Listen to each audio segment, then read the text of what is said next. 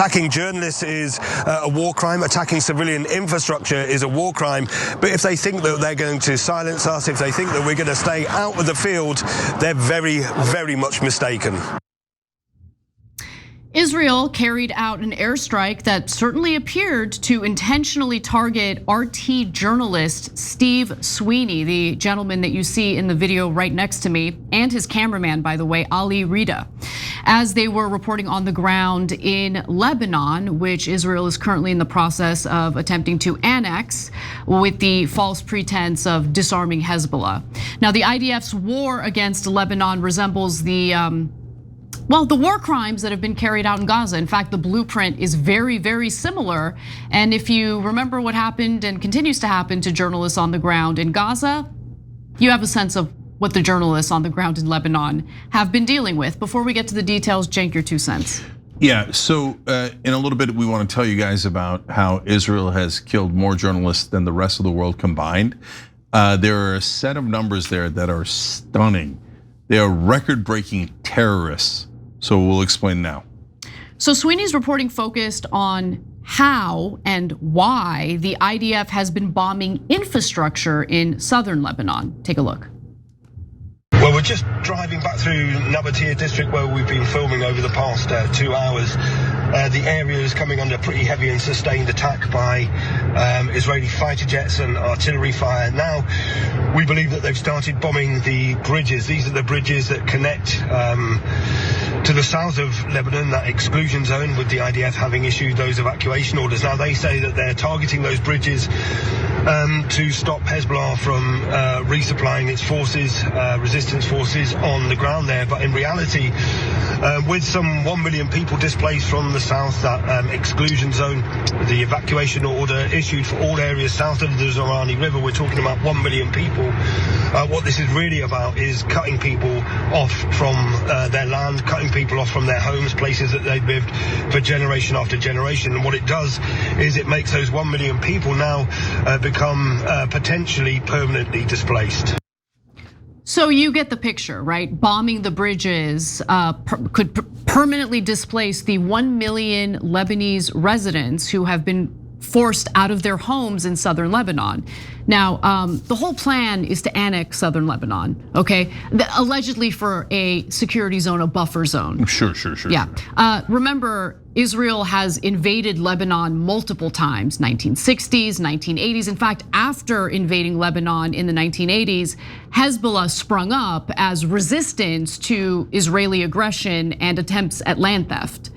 But and then they said, well, because Hezbollah is trying to defend Lebanon, well, then we're going to have to attack Lebanon. It's always circular logic. And the other side is always the terrorists. They're always the victims. They just happen to wind up with all the land. Well, golly gee, I don't know how that happened. Well, I'm kidding, but that's literally what every national political reporter in America says. We don't know how they got all that land, but they're definitely the victims. They're not at all. So go ahead, tell us more about the terrorists. So Sweeney and his cameraman were going to the Al-Qasmieh Bridge. They were going to report on the bridge and the destruction there when the footage you're about to see happened. So I want to warn you, it's disturbing. So viewer discretion advised. With that in mind, take a look.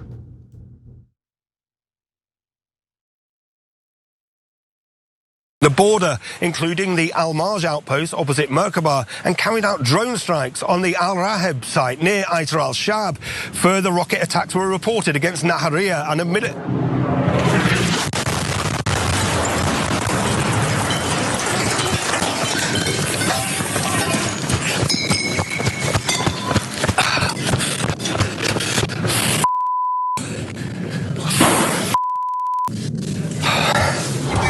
الإسرائيلي استهدفنا متعمدا عند جسر القاسمية ونحن نرتدي الزي الرسمي. The second gentleman was the cameraman. Luckily, both of them survived. They received treatment at a hospital. But RT does note that despite the fact that both men were wearing clearly visible press vests An Israeli aircraft fired a missile at the team as they crossed the bridge, which was located near a military base anyway. And so the two, again, were injured, but luckily survived the strike. Sweeney made a follow-up video as well, showing that he was okay while also responding to what happened. We've been treated in hospital for our injuries. I had a shrapnel wound in my arm, deeply embedded in the muscle here. That's been taken out, and here it is in this pot here. But what I do want to say is that this was a deliberate, targeted attack on journalists. There's no mistake about it. This was an Israeli precision strike from a fighter jet. What we were doing was we were reporting on the attacks on bridges, which is effectively severing South Lebanon from the rest of the country. 1 million people now internally displaced. This is the real story. It's not about us coming under attack as journalists. What we're seeing now and what we were reporting on is this plan for Israel to ethnically cleanse the south of Lebanon. This is without doubt an attack. This is on the scale or bigger than the scale of the Nakba. This is the forced displacement of 1 million people, which remains a war crime. So Cenk, some people got upset at me because I think that the Lebanese government should actually do whatever is necessary to defend their country and defend their borders. And if that means temporarily forging alliances with Hezbollah, which seems to be far more powerful than the Lebanese military, then have at it, because I think it's more important to do away with the Israeli aggression against your people and the forced displacement of 1 million Lebanese individuals. I get that Lebanon is a diverse country with different ideologies, and there's a huge population of people in Lebanon who loathe Hezbollah. I get it. Hezbollah is the only thing that's protecting your borders right now from these loathsome terrorist scumbags who intentionally target journalists. No, Anna, the problem that you're making there is that Lebanon has no right to defend itself. The Palestinians have no right to defend themselves. Only Israel has a right to defend itself. Also, Iran has no right to. Also, all of Israel's neighbors have no rights to defend themselves or to exist. Only Israel has all of those rights. And it sounds like we're being facetious, but that's actually literally happening. That's the truth. That is it's literally happening, and it's literally what our politicians here in America pay for and what our media runs cover for. And so give you a quick example to get back to the main point. Governor Josh Shapiro is doing a podcast circuit tour now, only friendlies though, okay? You don't want any hard questions. So, and he's saying the real issue is Israel's right to exist. What are you talking about? Israel exists, has Iron Dome, has nukes, has a giant military, and continues to take land. But from his framing, it's poor little Israel that is being attacked. I have never seen unbelievable liar. It is the weaponized victimhood is just masterful. I haven't seen it anywhere else. Armenians were victims of genocide. We don't go around like weaponizing our victimhood in order to steal land. Like, it's amazing. It is amazing. Anyway. And by the way, not even to Turks who did the genocide, right? And Israel isn't doing it to the Germans who did the Holocaust. If like the Armenians randomly went to Panama and they're like, this is ours. The Panamanians are terrorists. We're the victims. No, but brother, you were the victims of the Turks, not the Panamanians, right? So they have brutally assaulted the Lebanese, the Palestinians, and everyone around them. Yes. And then did this wave of propaganda. Now, good news though, we can get journalists in there to give you, oh no, they murdered the journalists that come in to give you the news. Now I'm gonna come back to the numbers in a second, but I do wanna say about this. Why target this particular guy? Because if you find out that they're knocking out the bridges, then you'll know that the whole point is to make sure that the Lebanese cannot come back into southern Lebanon. So that means Israel has always been planning to go in and occupy it and annex it. But because what they're telling the rest of the world, and honestly, I can't use curse words here, but the very immoral people that work in American news won't tell you that they knocked out the bridges. They will pretend that Israel is defending itself and creating some breathing space. Oh, I'm sorry, that's the Germans. A buffer zone, a different propaganda phrase for aggressive imperial fascist wars. So that's why they're like, oh, no, he's showing the world the bridges we're knocking out. Murder him. Okay, now Anna, let's give the numbers for the rest so that people can get a sense of, this is not hyperbole. Like no one murders journalists like the Israelis. So last month, the Committee to Protect Journalists released a report stating that for the third year in a row, Israel killed more journalists and media workers than any other country during its assault on Gaza. So here's what the report found. An increase in the use of drones to kill journalists, with 39 documented cases, 28 by Israel's military in Gaza, 5 by the paramilitary rapid support forces in Sudan, and 4 by Russia in Ukraine.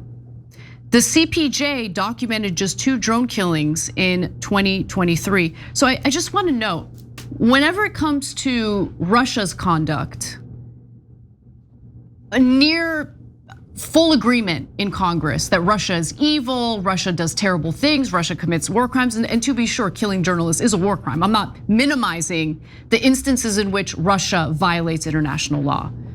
But how do you make statements against Russia while knowing that Israel has carried out far more war crimes on a more frequent basis?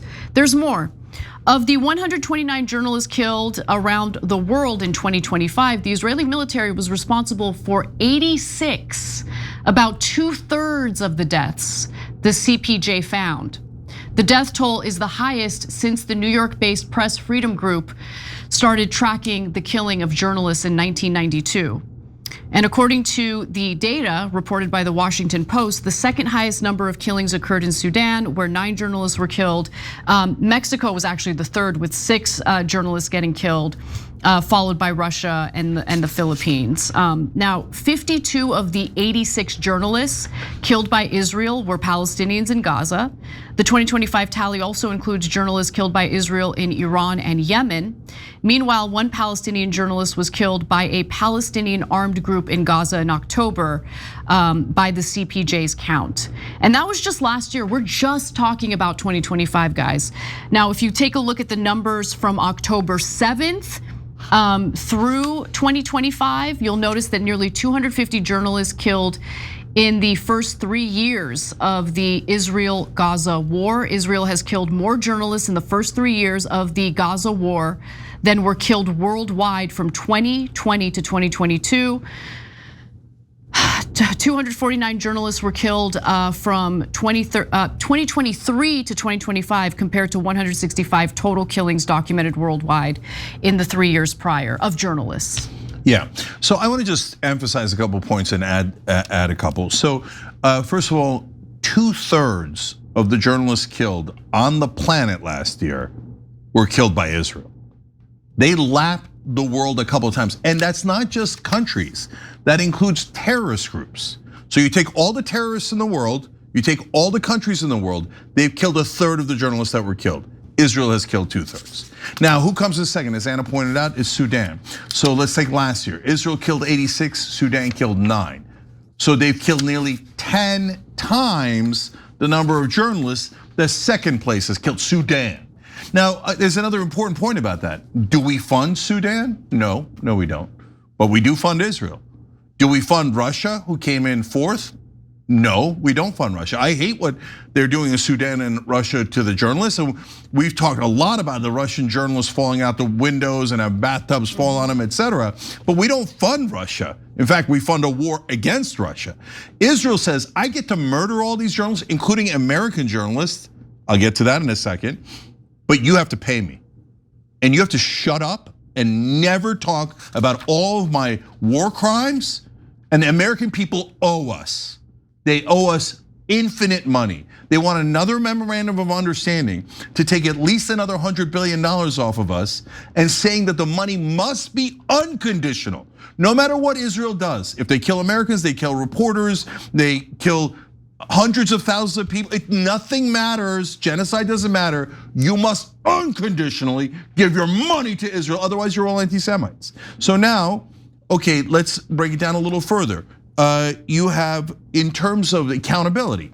Now, when the Saudis killed a reporter that wasn't an American, Jamal Khashoggi, but he worked for an American organization, Washington Post, everyone was rightfully outraged, and we were outraged, right? They dismembered him, and there was an attempt to put severe consequences in Saudi Arabia for that one reporter killed, and there should have been. Shireen Abu Akleh is an American journalist, and Israel assassinated her. Even CNN and New York Times agrees that was an assassination. They shot her in the neck, huh? People getting shot in the neck. Okay. A sniper, yeah. Yeah, a sniper from hundreds of yards away shot her perfectly in the neck between her press vest and her helmet, murdered her, executed her for the crime of reporting on what was happening in Gaza. So did we ask for accountability? No. The American government says you're allowed to kill any reporter you want. You're allowed to kill American reporters. Israel has killed 10 Americans in the last 3 years in the West Bank and Gaza Strip. Our government has not asked for any accountability. Finally, among the 249 reporters that they killed, do you know how many Israeli soldiers were arrested for those murders, including the executions? 0. That's the Israeli government saying, attaboy, that was not a mistake. We meant to murder those journalists. That's why we haven't punished a single person who did it. My guess is they probably got rewards because Israel is run at this point, tragically, by a bunch of terrorists. And so they have outshined all the other terrorists in the world. I started the segment that way, and I told you it wasn't hyperbole. These are facts, and you can look them up. You won't hear them on cable news because those guys work for Israel. But you could look up every one of these facts by the journalists that have not been murdered by Israel. And the targeting of journalists in Gaza continues, by the way. I don't want anyone to think that the slaughter in that enclave, in that part of the world has ended. It has not ended. Recently, Israel targeted yet another Palestinian journalist. This one, I mean, all of it is just so horrific. Israel executed Amal Hamad al-Shamali in Gaza today. This is an older post on X. Amal was a mother and a journalist documenting genocide. She was a voice for her people, not a combatant. Keep in mind, Israel is still dropping bombs in Gaza. Don't stop talking about Palestine ever. So she apparently worked for Qatar Radio, and she was killed by an Israeli strike on tents, sheltering displaced Palestinians. She has a little girl, and I don't know, this next video is really hard to watch, but her little girl is experiencing extreme grief, learning about her mother's death. Take a look.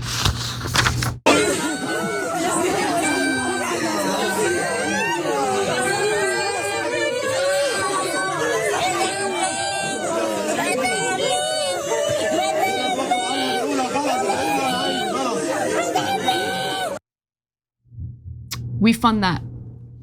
Yeah, guys, I know it's super tough, but you should force yourself to watch some videos of people that Israel has murdered ruthlessly, mercilessly, and with our money. I watched a video of a 3-year-old that they murdered in Lebanon. It is unbearable. It's unbearable that our disgusting politicians force us to take our hard-earned money and give it to these terrorists, and then pretend that the people criticizing the terrorists are the bad people. Like somehow they have hatred in their hearts, but the people who murder the 3-year-old, the people who murder more journalists than the rest of the planet combined ×2, they're not guilty.